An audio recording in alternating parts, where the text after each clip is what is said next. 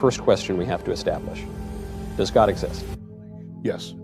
今天智商200的男人带我们探索现实的奥秘。如果你现在关注我，做我的原始粉丝，30天后你真的会脱胎换骨。我们致力探索灵性成长、内在觉醒。准备好了就点个收藏或者点个赞。Have an IQ of 100, score in the 140 range, and you're in the genius to near genius category. 195 to 200, well, you're talking 1 in several billion people. Now, historians figure that Einstein and Franklin scored about 160, Darwin 165, Galileo 185, Isaac Newton 190. That means Langan could possibly be the smartest person in the world. So for those of us who have an IQ that's a little bit lower than yours, I'll admit it, with no false modesty and no undue confidence, the first question we have to establish: Does God exist? Yes. The reality has an identity. Okay? The identity is that as which something exists. Okay?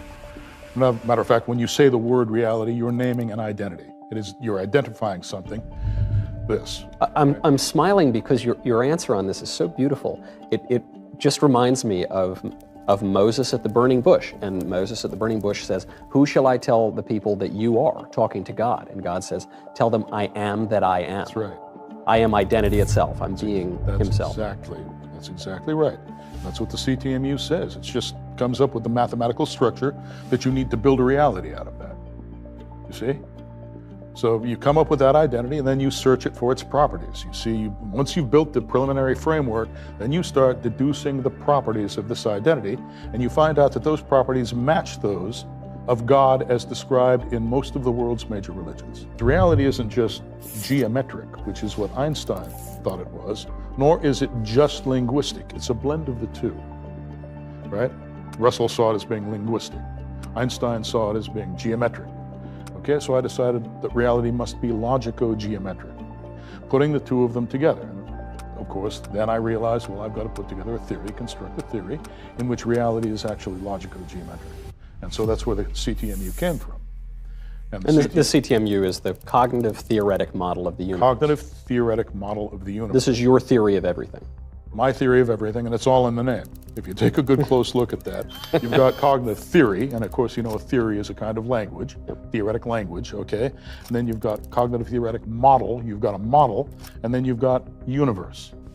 You've got a language, you've got a universe, and then the model is the mapping between them. CTMU says those are all the same thing. All of those terms, all of those properties are distributed everywhere over reality. Reality can have only one structure once you realize that and you implement it in theoretical form. But this is so important that you're not just talking about this siloed aspect of thought, or this, philosophy over here, language over here, math over here, physics over here, but you're presenting something that is universal. Correct. Absolute and universal. To get the absolute invariance, the absolute truths of reality. Things that are true everywhere you go, no matter, at what time you exist or in what place you exist, it's the same. So we're not just defining God out of existence. Sometimes you'll hear people say God exists, but they'll give God such a weak and shallow definition that the God that they're describing has no relation to the God that we conceive of. You're saying, no, this God is God himself is conscious and therefore personal? Yes. You can establish a personal relationship with God. We're images of God. You know what an image is? It's basically the product of a mapping. God maps himself into each human being, right? That's a very personal thing that God is doing for us, right? And I don't understand how anybody can say that it's any different. We reflect the structure of the universe. Each one of us, we're carried by it. Everything we do, we exist in a medium. What is that medium? Right? Where did it come from? What holds it together? What is the unifying coherence, the source of coherence of that medium? Now, is your claim a pantheistic claim that God is the universe or the universe is God and that's that? Or no? Or is God outside of the universe and created God is greater than, well, what is the universe? Damned if I know. You ever hear of the simulation hypothesis? Yes. Okay, well, the simulation hypothesis is basically the idea that the reality we see around us, physical reality, is simulated on some sort of an automaton or a computer. Yeah, some aliens somewhere have just, they've fooled us. The idea is that you've got some kind of an automaton running, you've got a simulation running on it. And God, it's more panentheistic. You know what panentheism is? I do. I think I do, but that means that we are in God. Let me know how I've gone wrong. We are in God, and God is in us. And it is not merely that God and the creation are one and the same, but they are quite related. Is that something approaching panentheism?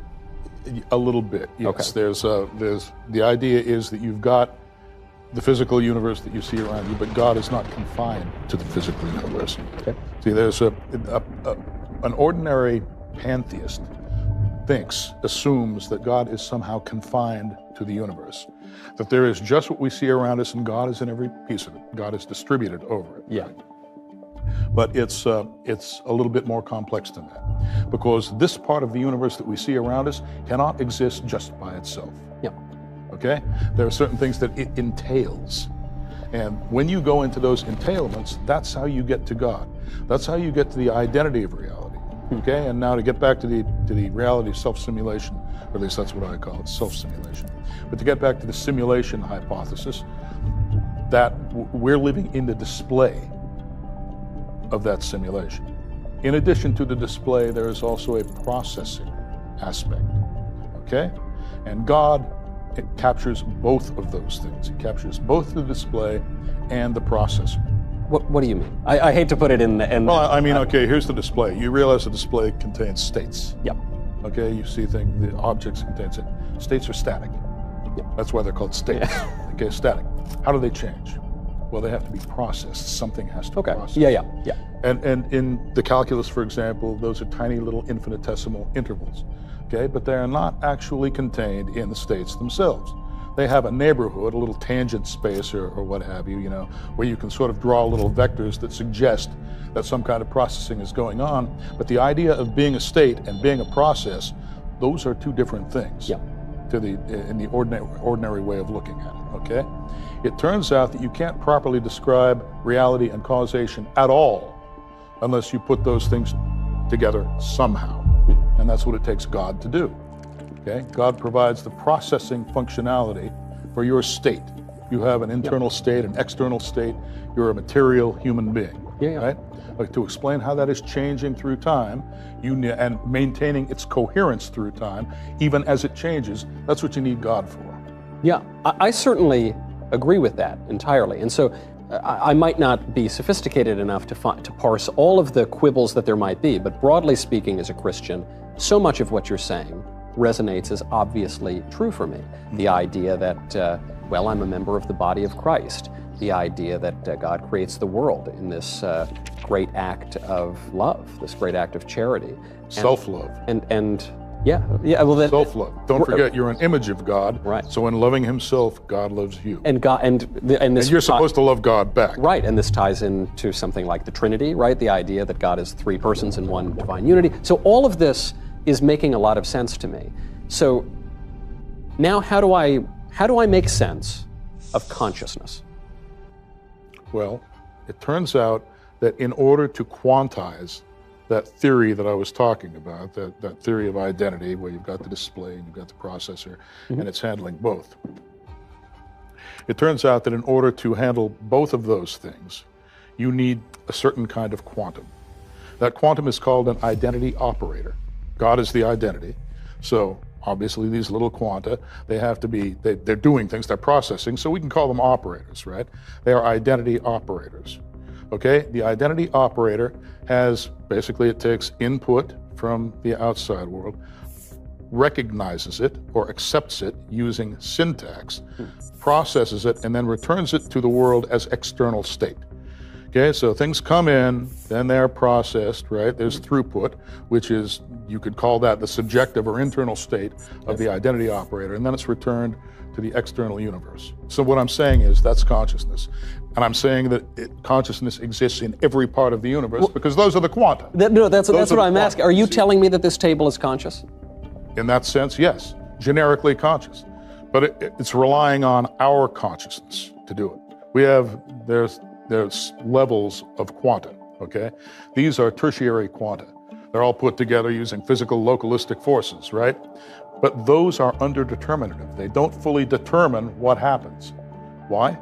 The Heisenberg uncertainty principle, for example, it tells you that, the quantum rules, they're probabilistic. Right. They don't actually determine events, okay? So what determines events? We do. We don't know how we do it, but we do it. When everybody's will is put together, we're all creating the best possible universe we can for ourselves. And God is what harmonizes all of our different perspectives and makes things happen for all of us at the same time. And if we were doing things correctly, this would be the best of all possible worlds.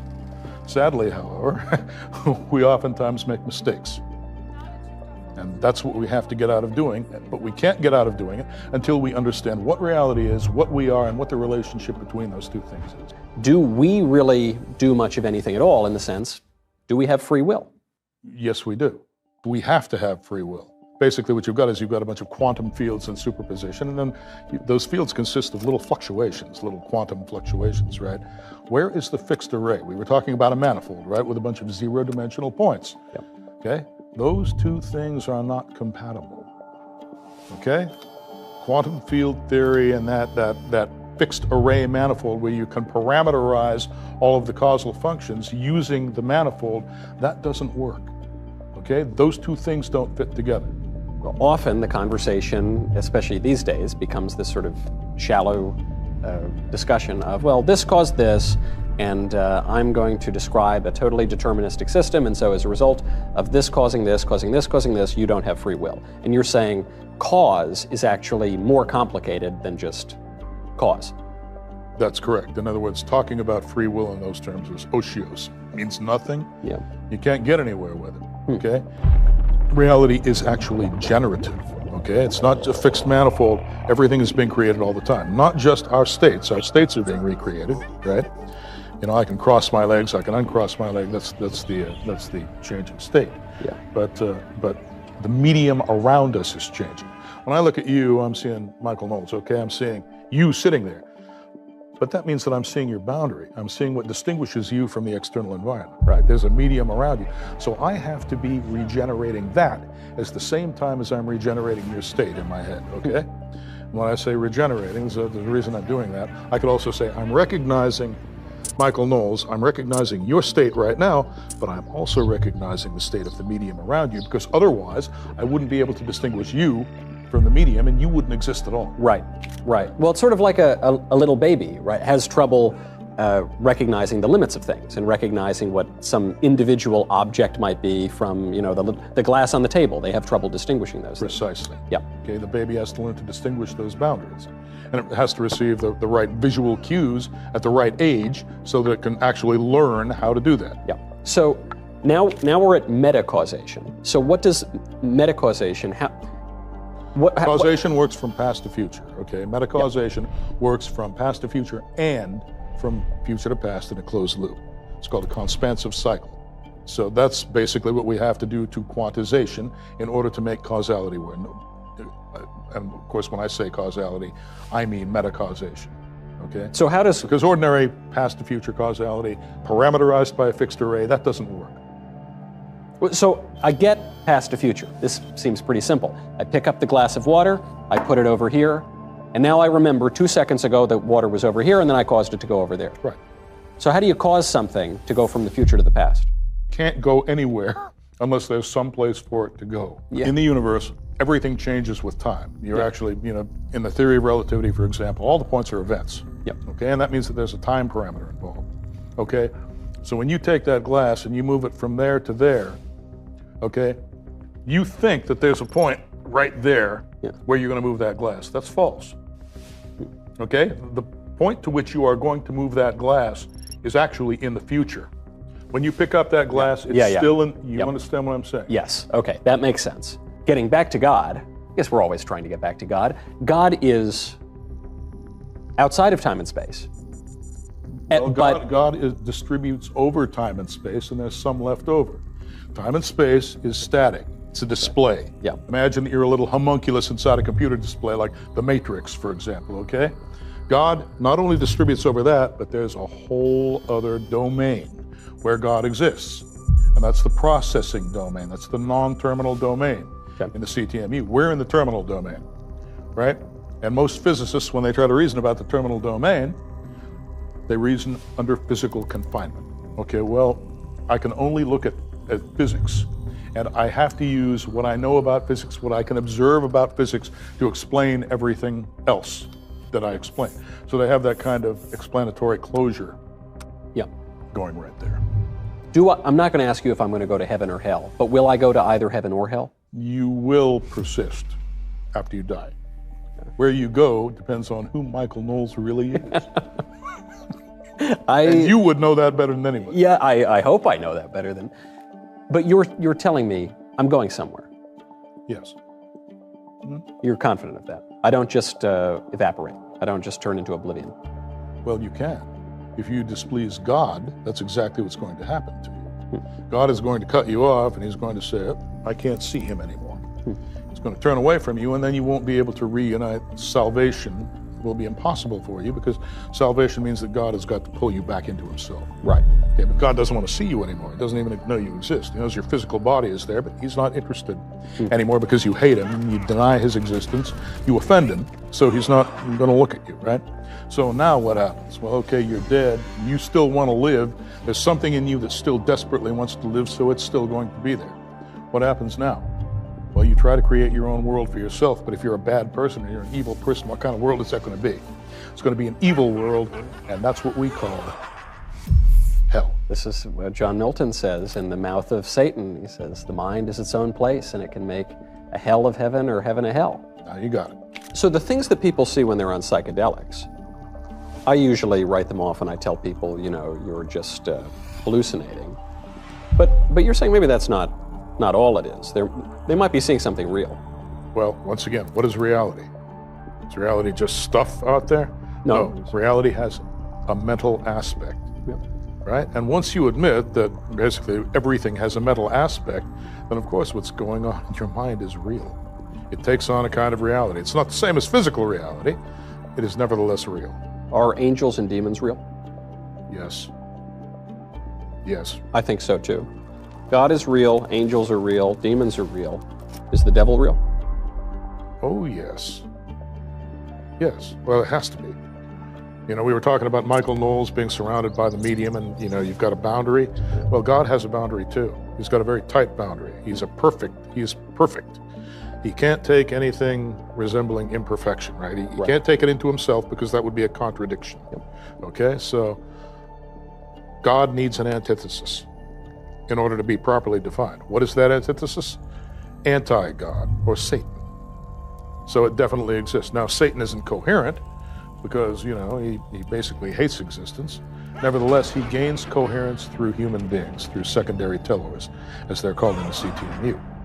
In other words, Satan can nucleate power structures, for example, things like corporations and governments, where you've got people in there that can be acquired as resources, and there's a kind of skeleton, a corporate organization, a governmental, organization that's holding them together, holding them in place, that can be exploited by Satan. So you're not describing Manichaeism. You're not saying there's God and then the opposite of God, and there's some maybe equivalence between the two. You're saying that God, obviously there is an antithesis. Christ has an antichrist, but that it's incoherent. Are you saying that he sort of that the devil sort of lacks substance, or that's why he needs the humans? I'm saying the devil lacks coherence. Coherence is what brings everything into superposition, right, with itself. In other words, it allows something to, this is going to sound a little bit paradoxical, allows something to communicate non-locally with itself, right? All of its possible states are in superposition. They exist all at once.